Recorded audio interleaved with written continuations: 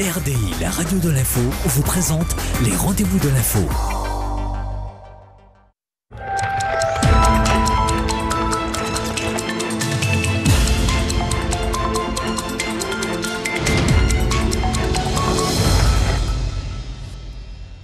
Bonsoir à tous, bienvenue dans le rendez-vous de l'info. Vous pensez tout savoir sur le Malassion? Bien pas sûr, on en parle encore ce soir. On fait le débat avec vous, téléspectateurs d'ATG. Vous pourrez participer en faisant le 05 94 39 54 15, donc en direct si vous avez des questions à poser à nos trois invités. Le débat autour du Malassion avec Xavier Luquet, directeur de cabinet du préfet, Michel Dubouillet, secrétaire régional de Guyane Écologie, et Sandrine Chantilly, directrice de la démoustication au Conseil général. Le débat autour du Malassion, juste après le journal, tout en images.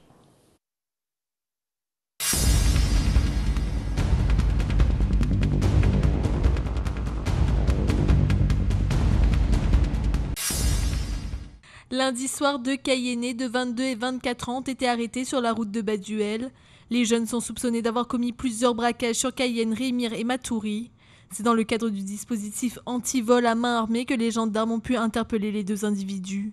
C'est donc un travail en commun police-gendarmerie et d'échange d'informations. Ils avaient ciblé ces deux individus.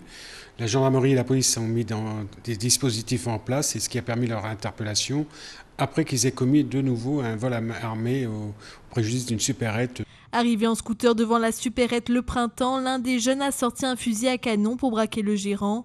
Pris en flagrant délit, ils ont été appréhendés par les forces de l'ordre. Ils se trouvent actuellement en garde à vue au commissariat de Cayenne en charge de l'enquête. Donc ils sont suspectés actuellement d'avoir commis 14 vols à main armée. Peut-être qu'il y en a d'autres qui sont d'ailleurs mis à leur actif. Et ils vont être présentés dans l'après-midi devant un juge d'instruction pour répondre de leurs faits.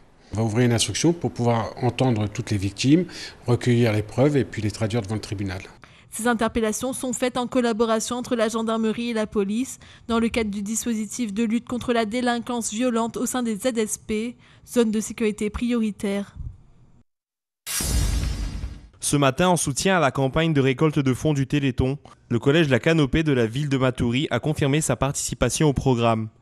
Alors, il faut savoir que nous sommes en solidarité avec le Téléthon par le biais de l'AFM. Nous avons une convention justement avec l'AFM locale à propos de ces opérations Téléthon. Donc en établissement, nous sommes autorisés à vendre des objets, et la recette de cette vente ira directement à l'opération Téléthon.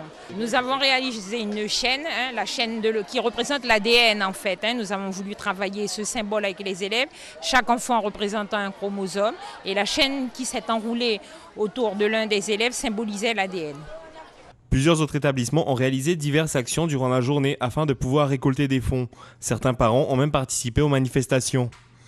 Ça permet déjà premièrement de partager des fonds déjà pour une bonne cause, faire bien comprendre ça aux enfants, et puis surtout à travers des jeux éducatifs comme cela. Franchement, je suis un peu étonné même de certains jeux, c'est quand même très intéressant pour eux. Le Téléthon a permis depuis de nombreuses années un nouveau regard sur les maladies rares, sensibilisant la population sur l'importance de la recherche et de l'aide aux malades. Nous sommes dans le cadre de l'éducation à la citoyenneté également, permettre à nos élèves d'être conscients très tôt des choses inestimables qu'ils ont lorsqu'ils sont en bonne santé, et avoir une pensée forte pour de jeunes enfants qui, eux, n'ont pas l'opportunité probablement de fréquenter des établissements. Donc nous sommes également dans le cadre de l'éducation à la santé et à la citoyenneté. Le Téléthon, c'est ce week-end, le 5 et 6 décembre. Pour ceux qui voudraient faire un don, la ligne directe est le 3637. Hier, l'Observatoire des prix s'est réuni pour faire un point sur le coût de la vie en Guyane en 2014. L'occasion de se pencher sur l'évolution du coût des carburants. Au 1er décembre, le litre de samplon est en retrait de 5 centimes, soit 1,62 € contre 1,67 €. De son côté, le gasoil décroît d'1 centime par litre, soit un prix fixé à 1,46 €. Une baisse due à la conjoncture mondiale et non au dispositif local. Depuis à peu près 3 ans, il y a la baisse du prix des carburants, mais ça ne relève pas d'une volonté soit du raffineur ou soit des pétroliers, ça relève uniquement donc des cours du Brent, de la parité euro-dollar, etc. Donc là, on ne peut être que satisfait. Présente à la réunion, la CGPME a interpellé les services de l'État sur 2 points qui sont pour l'instant restés sans réponse. 1. Qu'en est-il du stock stratégique qui n'est pas respecté en Guyane alors que le consommateur paye pour cela? Et 2, qu'en est-il de l'absence de respect de la réglementation des normes Seveso par la partie stock de la SARA à Dégradé-Cannes? Il n'y a pas eu obligation de remplir cette évolution des normes Seveso, alors même que pour les entreprises de ce territoire, il y a cette obligation de faire. Pour faire baisser les prix, l'importation d'un carburant raffiné moins cher que celui de la SARA est toujours envisagée, notamment auprès du Suriname. Au niveau du gouvernement, le ministère donc, de l'Outre-mer l'a confirmé. Au niveau du gouvernement, ils sont en train de travailler avec le Suriname par le biais de sa raffinerie Stadsoli, pour laquelle nous demandons effectivement, par rapport à tout cela, tous ces problèmes encore qui existent, nous demandons une livraison donc au plus proche de notre environnement géographique pour obtenir un prix de carburant qui soit encore moins cher. Contrairement aux autres départements d'outre-mer, la Guyane a la possibilité de se ravitailler sur son propre territoire avec le Suriname, un projet qui pourrait voir le jour d'ici 5 ans. Depuis ce matin, la Maison des anciens combattants de Guyane dispose d'une salle de 30 mètres carrés entièrement dédiée à honorer Georges Trop. À cette occasion, les membres du bureau ont convié l'ensemble des adhérents et des représentants de forces de l'ordre afin de découvrir et d'inaugurer cette nouvelle salle. En toute honnêteté, il récompense une période de travaux que j'ai largement effectuée dans cette maison durant ma présidence de 19 ans. Auparavant, les voyous venaient voler toutes choses dans cette maison et il y en a qui venaient même dormir dans la maison. Tout un symbole, un moment convivial durant lequel Denis Riquier, président de l'Association des anciens combattants et victimes de guerre de Guyane, a rappelé l'importance du devoir de mémoire et du travail effectué par Georges Honoré Eutrope. Qui est un peu son règne, son passage depuis 20 ans, il a présidé l'association. J'ai proposé à mes collègues de nommer la salle le nom de ces combattants. Et le nom de Georges Eutrope est venu, ça a été voté à l'unanimité. Donc aujourd'hui, nous inaugurons la salle Georges et Honoré Eutrope. Une salle pour la mémoire collective, de la reconnaissance et de la transmission. Il s'agit ni plus ni moins de faire la société. La Maison des anciens combattants reste à votre disposition. Ce week-end, le 8e tour de la Coupe de France de football opposera l'US Matoury à l'équipe de L'Avranches. Hier, au stade de Baduel, l'équipe de L'Avranches a effectué son premier entraînement. Ce sera la 3e fois que cette équipe affronte une équipe guyanaise. C'est la continuité d'une aventure avec l'Outre-mer, puisque cela fait 9 fois qu'on affronte l'Outre-mer et à chaque fois c'est un renouvellement d'une grande manifestation sportive d'abord, culturelle ensuite et puis très amicale bien souvent. Nos jeunes sont au niveau national, ils côtoient Lille, Lens, le Paris Saint-Germain, Rennes et Nantes. Donc on est en niveau jeune, on fait beaucoup de formations. Mais je répète, on est le club d'une petite ville. Si par malheur pour nous, l'US Matoury de Louis Rimbaud devait nous éliminer, ce ne serait pas parce qu'on a jeté par-dessus la jambe la Coupe de France, parce que c'est une réelle motivation pour nous. Conscient de l'épreuve qui les attend face à l'US Matoury de François Louis-Marie, c'est sans tarder que l'entraîneur Richard Désiré a mis en place cette séance d'entraînement 3 heures après leur arrivée en Guyane. On connaît cette équipe pour l'avoir joué la saison dernière. On sait qu'elle a fait un bon match à Wassel dans ma région d'origine pour se qualifier et atteindre le 8e tour. Ce n'est pas une petite performance. Il faut saluer cette équipe de Matoury qui a su remettre le couvert par rapport à la saison dernière et qui est venue en métropole réussir l'exploit.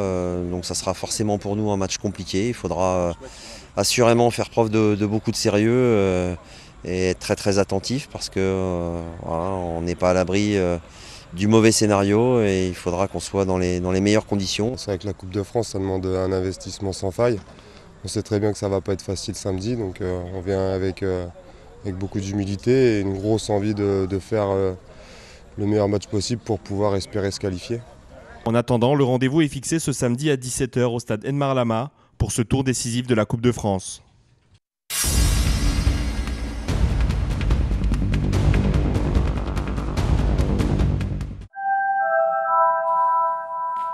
Bonsoir à tous, bienvenue et de retour sur le plateau du Rendez-vous de l'Info. Nous allons reparler du Malation ce soir, sauf que sur ATG, c'est la première fois que nous en faisons un débat. Nous aurons le temps justement de développer sur le sujet. Vous pourrez également poser des questions en direct en faisant le 05 94 39 54 15 autour de moi pour nous parler du Malation. Xavier Luquet, directeur de cabinet du préfet. Bonsoir, bienvenue. Bonsoir Monsieur Vernet, bonsoir vos téléspectateurs. Michel Dubouillet, secrétaire régional de Guyane Écologie. Bonsoir Monsieur Vernet, merci de nous avoir invités. Bonjour téléspectateurs. Vous voyez, je n'ai pas dit vert. C'est bien. C'est important. Vous oubliez les couleurs et vous vous rappelez que nous sommes en Guyane. Très bien. Très bien. Sandrine Chantilly, directrice de la démoustication au Conseil général. Bonsoir et bienvenue. Bonsoir Monsieur Vernet. Alors, et je rappelle, vous participez également à cette émission en posant les questions, des questions peut-être que nous n'aurons pas posées, quoique ça m'étonnerait ce soir sur le Malation. Le Malation, donc pulvérisé en Guyane pendant 180 jours. La première question, qui a décidé et pourquoi 180 jours? Première question pour vous, Xavier Luquet. Alors, qui a décidé? C'est un processus complexe qui démarre il y a un peu plus d'un an et demi. En fait, quand nous avons fait le bilan de l'épidémie de dengue, et le constat de l'ensemble des opérateurs de terrain, au premier chef le Conseil général, mais rejoint par une partie de la communauté scientifique qui s'est d'ailleurs été émue du sujet, sur la relative baisse d'efficacité de la deltamétrine, qui est le produit utilisé pour tuer les moustiques vivants. Donc face à ce constat, le préfet, sur le conseil du directeur de l'ARS et à la demande du président du Conseil général, a demandé aux instances nationales de pouvoir bénéficier d'un produit plus efficace, y compris d'un produit qui ne pouvait pas être disponible sur le moment.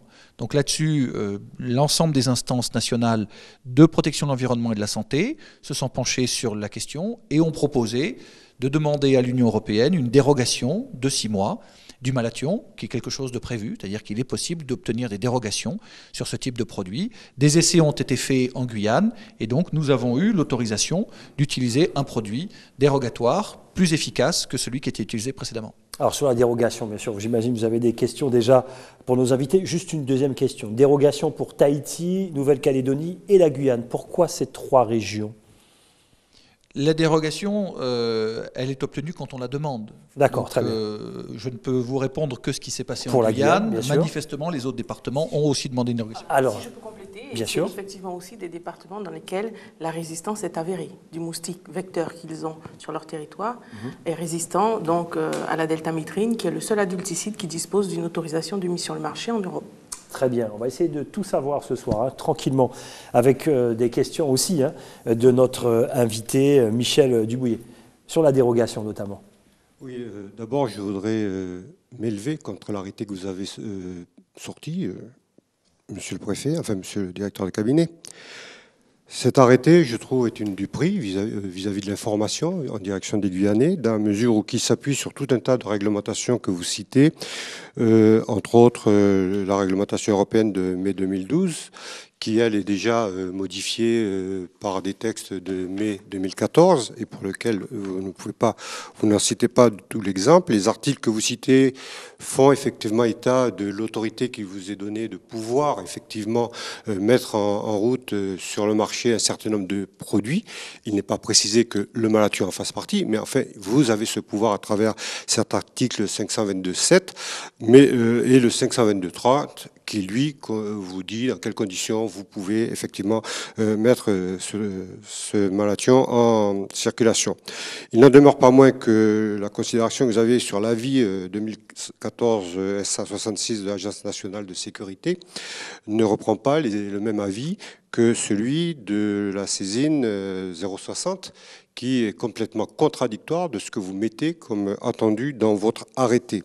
On va enchaîner, quand même laisser Xavier Luquet répondre là-dessus, et je sais que vous avez encore d'autres questions sur ça.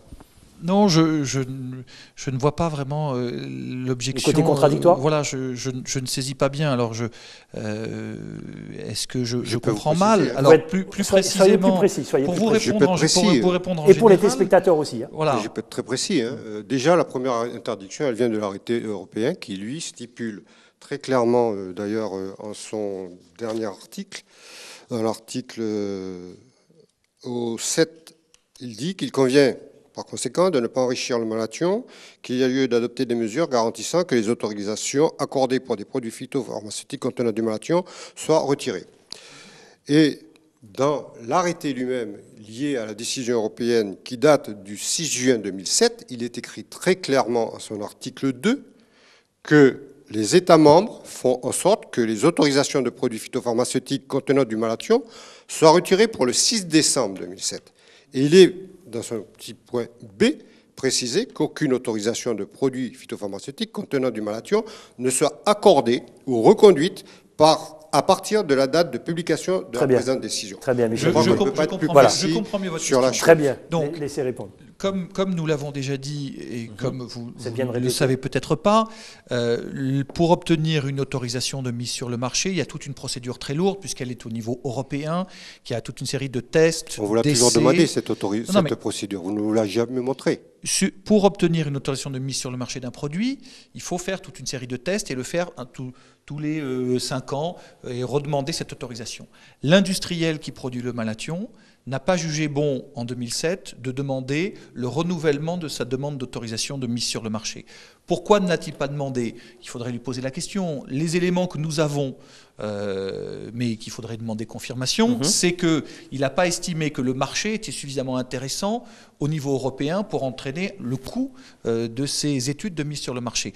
Pour autant, donc c'est bien ce que vous avez dit, monsieur, à partir de 2008, comme l'industriel n'a pas redemandé d'autorisation, il n'y avait plus d'autorisation de mise sur le marché, donc on ne pouvait plus utiliser le malathion. Pour autant, des produits qui sont considérés comme n'étant pas dangereux peuvent obtenir une dérogation temporaire, c'est le cas du malathion, c'est-à-dire qu'il n'a plus d'autorisation formelle de l'Union européenne parce que l'industriel ne l'a pas demandé.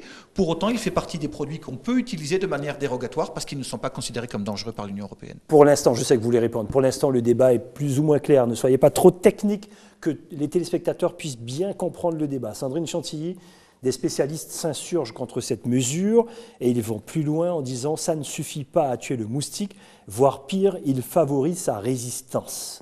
Qu'est-ce que vous avez à répondre là-dessus et pourquoi ne sont-ils pas entendus? Ils disent que les spécialistes ne se sont pas entendus. Vous répondez quoi à ça? Oui, non, mais je voulais juste compléter que la réglementation quand même à laquelle fait référence, la réglementation européenne à laquelle fait référence M. Dubouillet, est bien une réglementation qui fait référence à une disposition administrative. D'ailleurs, si vous voulez, vous, en tant que groupe politique, interroger la Commission européenne sur les raisons pour lesquelles le malathion ne peut pas être utilisé en Europe, ils vous feront la réponse qu'il s'agit de raisons administrative. Ce qui est assez amusant dans tout ça, c'est que vous nous faites des affirmations sans aucune possibilité de prouver ce que vous nous affirmez, y compris les demandes de dérogation que vous auriez faites à l'Europe. Enfin, aujourd'hui, vous n'êtes pas en mesure de mettre sur la table les décisions européennes qui vous donnent cette dérogation. À aucun moment, vous vous appuyez simplement sur des dires ou sur le fait de dire qu'entre les cabinets ministériels, effectivement, il y a autorisation de mettre sur le marché ce produit-là. Les conséquences du produit, vous dites que ce n'est pas un produit qui est... On va laisser répondre avant. On parlera sur cette objection, en l'occurrence, on a un arrêté signé par 3 ministres qui vise la réglementation européenne et qui est publié au journal officiel. Croyez-moi, si cet arrêté était illégal, la Commission européenne nous l'aurait fait savoir. Il y a évidemment... Non, pas du tout. Si. C'est comme ça que ça marche. On ne peut pas tromper nos concitoyens. Toute la réglementation française est passée au peigne fin par la Commission européenne et nous recevons, quand une réglementation n'est pas conforme, nous recevons une notification pour la modifier. En l'occurrence, les ministères de la Santé, de l'Environnement et des Outre-mer ont saisi la Commission européenne. Vous me faites un injure en me disant ça, parce que je prendrai comme référence le chlordécone, où on a continué à empoisonner les terres antillaises avec le chlordécone, et alors qu'il était interdit. Nous sommes les cobayes de la République en Guyane et dans les départements de l'outre-mer. Vous avez la possibilité de nous donner et de nous mettre chez nous des produits que vous n'utiliserez pas en métropole. Nous avons des cas de chikungunya en métropole, vous n'utilisez pas le matio. Là-dessus, il n'en est pas question. Mais pour nous, tout est bon, on peut tout mettre sur le marché, on peut tout nous donner. Je crois qu'il faut ne pas avoir peur de reconnaître le malathion dans sa toxicité une fois qu'il se transforme en malaxon. Il est vrai, vous avez raison de le souligner, de dire que ce n'est pas un produit qui est fortement dangereux au contact direct avec l'humain. La population ? D'accord, oui, très bien. Mais par contre, après, quand il va se transformer, c'est là qu'on va en discuter. Bon. Sandrine Chantilly. Oui, parce que vous abordez plusieurs aspects. Là. Oui, vous abordez d'une part la toxicité du malathion, oui, donc vous partez comme une fusée. Ariane peut-être, si on parle de pollution. La toxicité du malathion, il est écrit dans toute la littérature scientifique et technique qui est à la disposition de tout citoyen que le malathion n'a pas de danger particulier pour la santé humaine. D'ailleurs, à tel point que l'OMS classe le malathion dans la catégorie des produits peu dangereux. Sandrine Chantilly, je me permets. Oui. Mais on n'a pas de recul pour dire ça. On n'a pas de recul. On n'a pas assez de recul pour dire ça. C'est seulement maintenant. Ça fait 40 ans que le malathion est utilisé dans de nombreux pays, y compris en Guyane. Alors, donc on a du recul. Alors c'est bien de le dire pour la population. Voilà. Allez-y. Donc, oui, mais ce qui est dommage. Et on a eu le recul pour s'apercevoir que c'était dangereux. Si vous permettez, il est dommage quand même de faire un amalgame entre le chlordécone et le malathion. Interdit comme le malathion. C'est votre technique d'interrompre. Prenez le micro. C'est parce que vous interrompez que je dis que le malathion a été interdit et on l'utilise, et le chlordécone a été interdit et on l'utilise quand même. Alors, allez, Sandrine Chantilly, laissez développer. La différence entre le chlordécone et le malathion est que le chlordécone était effectivement interdit dans tous les pays. Aux États-Unis, depuis le milieu des années 70. Et il a effectivement été utilisé aux Antilles jusqu'en 1993. Donc, dans l'intérêt d'une filière particulière. Donc, le chlordécone était interdit partout, sauf aux Antilles, alors que le malathion est utilisé partout, sauf en Europe. Donc, l'exemple que vous prenez sur la chlordécone... Donc, on a du recul. Donc, voilà, partout. Il est utilisé partout.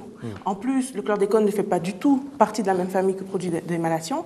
Le chlordécone est classé comme produit cancérigène. Voilà, mais oui, pas de comparaison. C'est de la démagogie, pas de comparaison. Le chlordécone est persistant jusqu'à 700 ans dans l'environnement. Le malathion et le malaxoan, dans des conditions favorables, s'éliminent au mieux en une demi-journée, au pire en 50 jours. Oui, monsieur, vérifiez. Pourquoi vous dites faux? Pourquoi je dis faux? J'ai ici une fiche de l'INERIS qui précise justement dans quelles conditions le malathion se dilue. Qu'est-ce qu'il est dit très précisément concernant sa persistance? Une étude de persistance dans des eaux provenant de 4 rivières différentes a montré que 52% du malathion était présent après 11 jours, puis 21% après 14 jours, et que les deux phénomènes importants de dégradation du malathion sont hydrolysés. C'est important parce que je vous donne la fiche. Non, mais vous ne m'écoutez pas, monsieur. Je vous ai dit qu'au mieux, il s'élimine en une demi-journée, au pire en 50 jours. Et vraiment dans des conditions très défavorables en 50 jours. En une demi-journée, jamais. C'est pas ce qui est dit au niveau des scientifiques. C'est plutôt rare. Hein. Mais je ne sais pas si la population sera à même de comprendre ces éléments techniques. Que les choses soient claires ce soir. Mais les choses sont claires. On peut les trouver partout. J'ai une question. En une demi-journée, au pire en 50 jours. Alors répondez, ensuite j'aurai une question pour tous les trois. Sur le fond du chlordécone, alors je comprends, vous avez raison monsieur, c'est un bel épouvantail, donc comme ça on fait facilement peur à la population. Sur le chlordécone, on avait en l'occurrence une dérogation demandée par des acteurs économiques, parce qu'il y avait un intérêt économique à continuer d'utiliser un produit. C'est donc du lobbying d'acteurs économiques qui ont obtenu une dérogation. Là, en l'occurrence... Est-ce qu'il y a un intérêt économique sur ça? Mais voilà, c'est ce que j'allais vous dire. Là, la seule dérogation qui est demandée, c'est d'avoir un produit efficace pour lutter contre une épidémie qui fait des morts, des dizaines de morts. Voilà. Donc on n'est pas du tout dans un travail... C'est faux. Vous êtes en train d'alarmer la population sur les décès des gens touchés par le chikungunya, alors que ceux qui... Permettez-moi. Sur des hypothèses, permettez-moi, mais vous ne cessez de nous interrompre depuis tout à l'heure. Donc vous alarmez sur des hypothèses, oui, alors que nous peut-être alarmons, mais sur des chiffres réels. Enfin, la famille des 76 Martiniquais, des 59 Guadeloupéens qui sont morts depuis un an de chikungunya ne considère pas que c'est un fantasme. Les décès ne sont pas liés au chikungunya seul. Il est lié au fait que les gens qui sont décédés avaient déjà des affections qui les rendaient faibles et qui ont fait que. Il est bien prouvé. Permettez-moi. C'est pas des sous-entendus. Il est clair, il est très clair que s'ils ont attrapé le chikungunya et qu'ils sont dans un état de faiblesse, s'ils sont dans un état de faiblesse, je vous répète que s'ils sont dans un état de faiblesse, il est plus facile de dire que la maladie vous touche et qu'elle vous amène loin, alors que si vous êtes en bonne santé, c'est pas du tout le même cas. Quand on regarde les analyses qui sont faites sur ce sujet, et quand on regarde un petit peu, quand on dit quel est le niveau de la toxicité et les conséquences sur l'humain, on ne parle jamais, sur aucun rapport, dans aucun pays, quel qu'il soit. Moi, j'ai des exemples là, de l'Afrique, j'en ai du Canada, où que les conséquences du chikungunya sont exactement identiques sur le phénomène qui en résulte, à savoir des convulsions, des tremblements, de la salive et autres. Je vous pose une question. Donc, vous voyez, on n'en meurt pas. Il n'est pas dit nulle part, dans aucun rapport qu'on en meurt. Juste une question. Juste pour préciser, allez-y, ensuite l'état de santé général du patient. La Réunion, la France et le monde a pris conscience de ce qui se passait à La Réunion lorsque, en janvier 2006, un enfant de 10 ans est décédé d'une méningite. 24 heures après être entré dans le coma, un enfant de 10 ans qui n'avait pas de pathologie chronique, qui n'avait pas de pathologie annexe. À partir de ce moment-là, les autorités ont pris conscience de ce que représentait le chikungunya sur un territoire. Nous avons 0 décès en Guyane. Il faut que nous continuions. On va donner les chiffres tout à l'heure des autres régions. En 2006, j'étais au ministère de la Santé à Paris. Et pendant des mois, fin 2005, on nous a expliqué le chikungunya, c'est pas dangereux. Les gens ont la fièvre pendant une semaine, ils ont des douleurs articulaires, mais c'est une maladie bénigne. Laissez finir, laissez finir. Donc pendant des mois, le gouvernement, à tort, et l'a reconnu ensuite, ont considéré que c'était pas très grave. Après tout, il y avait plein de pays où il y avait du chikungunya, c'était pas grave. Et on s'est rendu compte a posteriori que pendant la période de l'épidémie, il y avait eu quasiment 300 morts de plus qu'une année normale. Vous avez raison de souligner qu'il y a des décès. Vous avez raison de souligner les décès. Permettez-moi de finir. Je vous donne raison sur ce que vous êtes en train de dire, qu'il y a des décès. Alors, les décès de ces enfants d'une dizaine d'années, je répète malgré tout les problématiques d'état de santé général du patient, il n'en demeure pas moins que c'est vrai que c'est une tradition, qu'on le voit quand il y a eu le barrage de Sirven, là, qu'il y a eu un mort, on s'en est inquiété. Et là, on est revenu sur la politique. Quand on regarde le malation, l'utilisation du malation, quelle est la problématique? Les adultes que nous sommes beaucoup plus forts pour résister face au malation, bien qu'il est prouvé qu'à partir de 55 ans, on s'affaiblit et qu'on peut être beaucoup plus sensible. Mais la problématique vis-à-vis des femmes enceintes du malation, vous n'en parlez jamais. La problématique du malation vis-à-vis de la toxicité et des troubles neuroleptiques chez les enfants de moins de 4 ans, vous n'en parlez jamais.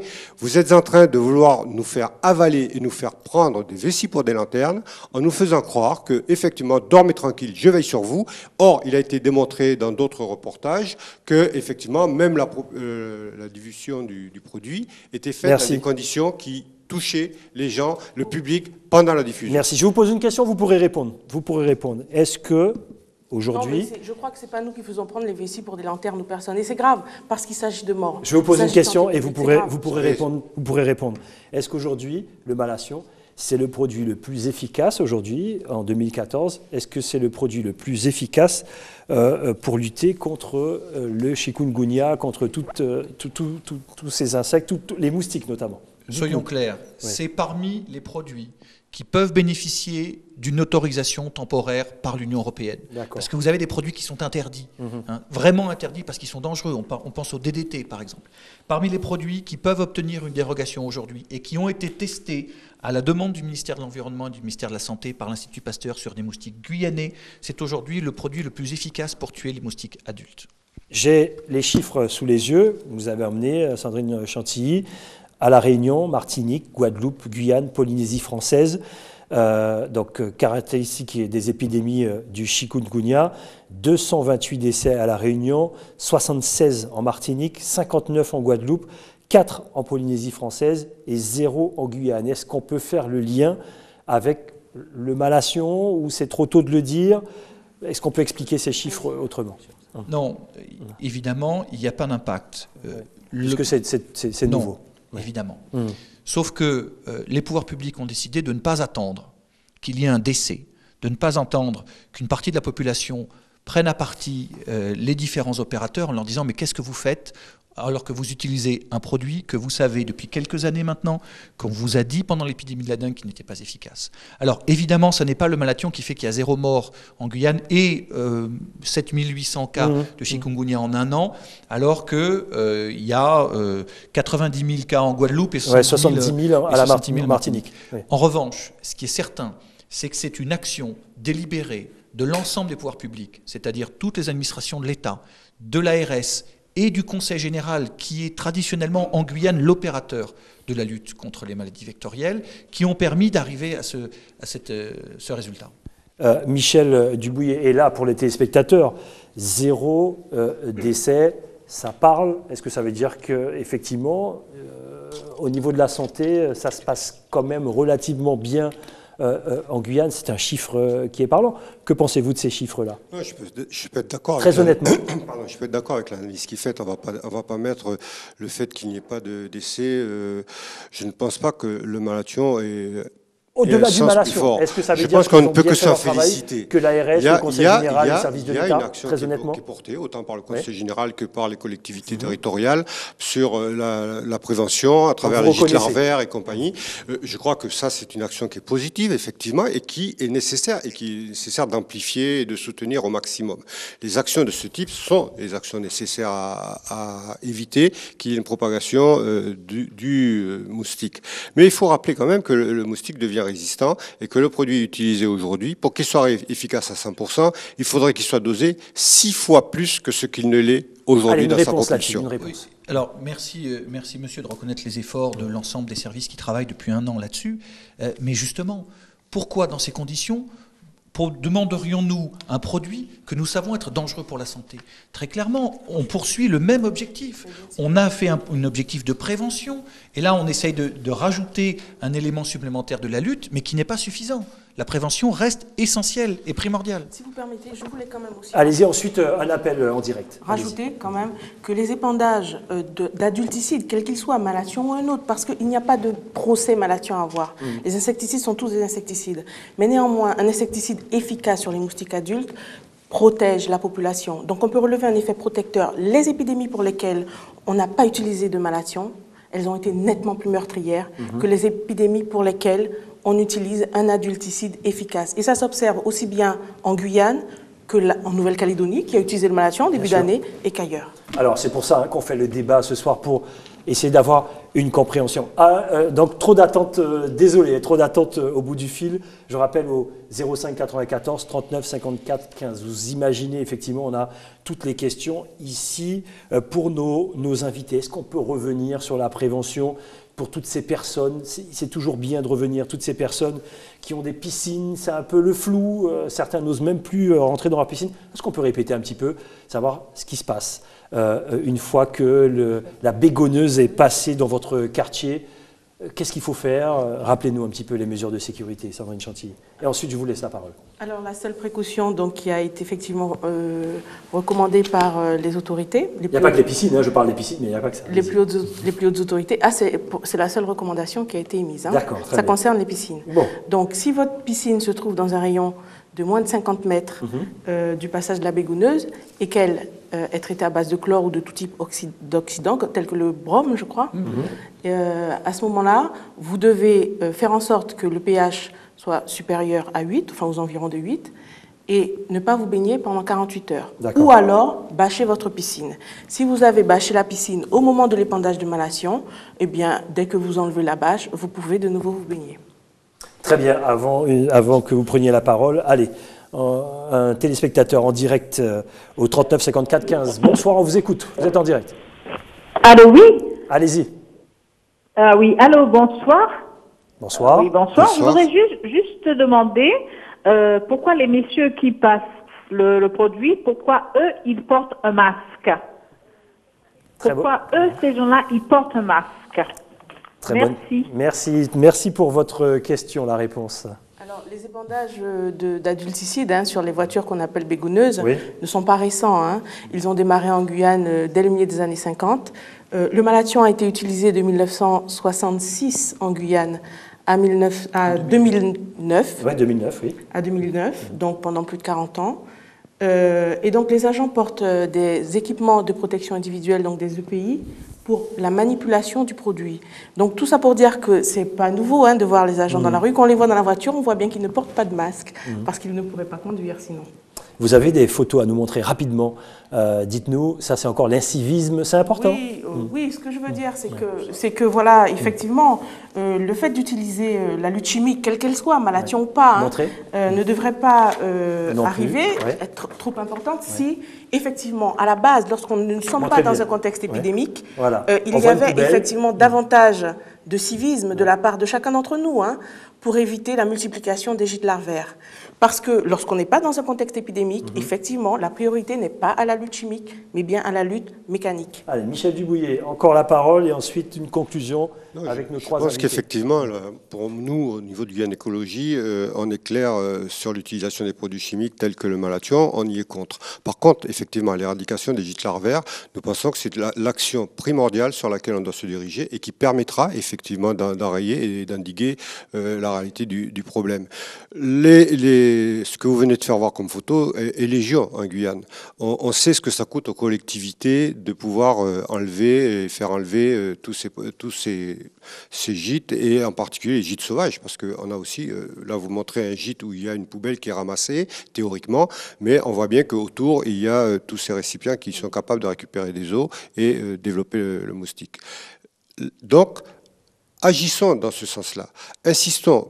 Faisons une brigade nature qui va permettre d'aller, de voir chez les gens ce qui se passe, ce qui ne se passe pas, ceux qui ont retourné leur coupelle ou pas retourné, les piscines qui sont bâchées ou pas bâchées. Je suis convaincu qu'il est impossible que les bégouneuses passent et que l'ensemble des résidents dans un quartier quel qu'il soit aient bâché leur piscine ou quoi que ce soit. On aura des incidents qui vont se produire. Je me rappelle d'une réponse qui m'a été faite à la chambre de commerce par monsieur, excusez-moi, Xavier Luquet.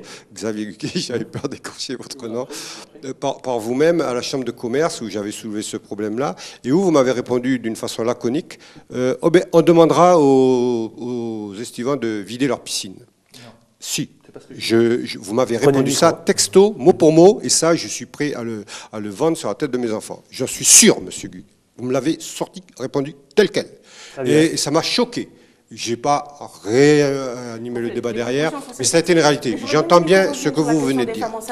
Allons-y, on dépasse le temps, mais allons-y. Allons-y, c'est important. Si, sur les femmes enceintes, c'est important. Donc alors, évidemment, dans la littérature, on va trouver un lien entre les pesticides et la grossesse. Pas dans la littérature, c'est dans la littérature. Donc, la littérature scientifique et médicale. Bien sûr. Voilà, scientifique et médicale, il y a tout type de littérature. Donc, les femmes enceintes, il y a un lien, mais le mode d'exposition, le produit et la dose font la différence. Donc, les doses qui sont utilisées tiennent compte justement de ces problématiques environnementales, pas simplement malathion. Les femmes enceintes sont exposées à tout type de polluants. Donc, en tout cas, dans la lutte antivectorielle, les doses utilisées tiennent compte de la protection des personnes les plus vulnérables, donc les femmes enceintes et les plus jeunes. Mais ce qu'il faut savoir, c'est qu'une femme enceinte...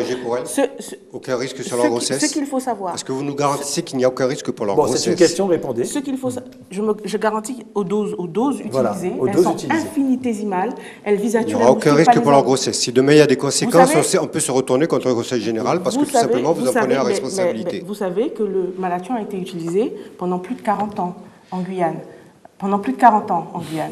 Et bon, alors qu'avec le chlordécone, par contre, très vite, au bout de 20 ans, au bout de 15 ans, on a vu les dégâts sur la reproduction, oui, effectivement, sur la prématurité, effectivement. Mais ce n'est pas le cas pour le malathion. Juste pour dire quand même qu'une femme enceinte qui attrape le chikungunya, son bébé, s'il naît pendant qu'elle a le chikungunya, a 50% de chance soit de décéder, soit de continuer de vivre avec de lourdes séquelles neurologiques. Mais voilà de quoi. Même si elle attrape, même si voilà de quoi doit avoir peur une femme enceinte. C'est d'attraper le chikungunya. 50%, un enfant sur deux. Dans le débat, la conclusion pour vous, Xavier Luquet, je rappelle, directeur de cabinet du préfet. Sur les piscines, mon propos lors du débat du conseil régional est de dire...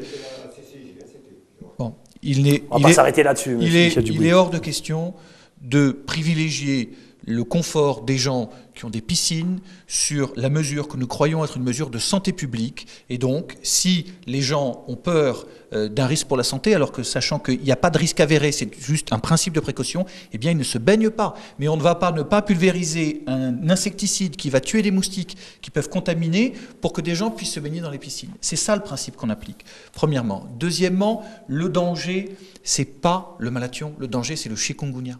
Personne n'est mort d'avoir été dans un environnement où on a aspergé du malathion. Nous avons des dizaines de morts du chikungunya. C'est ce qu'on doit attendre ? Aux États-Unis, le malathion est utilisé depuis 1956. Au Canada, pareil. Ils ont fait des études, effectivement, sur la femme enceinte, sur ce type de choses. Et aux doses utilisées au Canada, aux États-Unis, qui correspondent aux doses qu'on utilise en Guyane depuis plus de 40 ans, eh bien, il n'y a pas de risque mis en évidence par les études réalisées sur la grossesse, sur la reproduction. D'ailleurs, vous le trouvez partout. Hein. Le malathion n'est ni génotoxique, ni tératogène et n'a pas d'impact sur la reproduction. Ne relancez pas. Et juste, le débat continue sur Internet si vous voulez. C'est pas un argument, Monsieur Vernet, c'est juste une moi information. je vais vous donner un document sur le Canada où il dit tout à fait le contraire de ce qui est dit là. Eh bien justement, c'est pour ça, c'est ce que je voulais vous dire, Monsieur Vernet. À partir de la semaine prochaine, nous sommes en train de mettre en ligne et nous allons communiquer l'ensemble des études existantes en français et en anglais seront en ligne sur le site de préfecture et de l'ARS et les gens pourront lire d'eux-mêmes. Alors, l'intérêt des études canadiennes, c'est qu'il y a des versions en français. Et pourront lire d'eux-mêmes les études qui existent. Et comme ça, nous verrons. Est-ce que vous autoriserez... Non, je ne relance pas. Le débat est-ce que dans ce site... Est-ce que sur ce site... Est-ce que sur ce site dont vous nous parlez sera diffusé les résultats des analyses faites par Pasteur et qui sont refusés de diffusion par l'ARS. Michel Dubouillet. Allez, on s'arrête là. Et pour conclure, je dirais que moi, j'invite tout le monde à prendre des précautions sur les coupelles, sur tout ce qu'ils ont autour d'eux, pour arriver vers des gîtes verts. Et j'invite la population guyanaise à venir à une réunion le 5 décembre à 8h au bar des Amandiers, où nous allons parler du malathion. Et il était important pour nous de dire à la population guyanaise, voilà, parce qu'on entend toutes sortes de choses, et il n'était pas question d'alarmer, ni non plus de dire aux gens que tout est tranquille. C'était important d'avoir fait ce débat. Si vous voulez conclure, allez-y. Je voulais juste dire qu'il ne faut pas jouer sur les peurs. La peur cristallise, c'est pour ça la peur immobilise, hein, et la peur conduit à des guerres. Voilà. La peur éloigne de la raison. Merci pour cette conclusion. Je rappelle, le débat continue. Hein, si vous voulez poser vos questions sur le site Facebook d'ATG, Xavier Luquet, directeur de cabinet du préfet, Michel Dubouillet, secrétaire régional de Guyane Écologie, Sandrine Chantilly, directrice de la démoustication au Conseil général. Merci d'avoir participé à ce débat qui peut continuer sur le site Facebook d'ATG. Dom Laquezotte, juste après le journal de BFM. Regardez l'extrait, restez avec nous.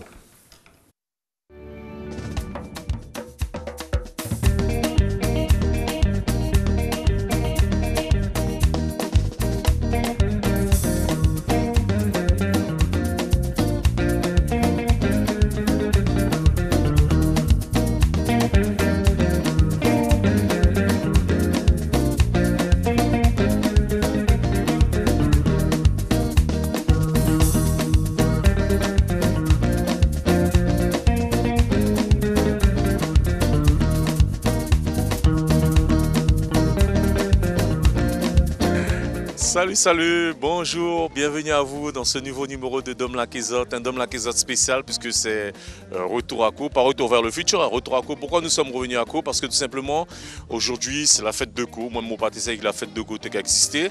Donc, nous disons, nous ravini Caux pour faire autres vis événement. Parce que la dernière fois qu'on était venu, si l'église a été formée, je l'ai ouvert plein que monde. La fête de Caux ce soir avec Dominique Nugent pour Dom Laquezotte. Ça sera juste après le journal de BFM. Passez une excellente soirée sur ATG. Rendez-vous demain avec beaucoup d'invités au rendez-vous de l'info. Bonne soirée, à demain.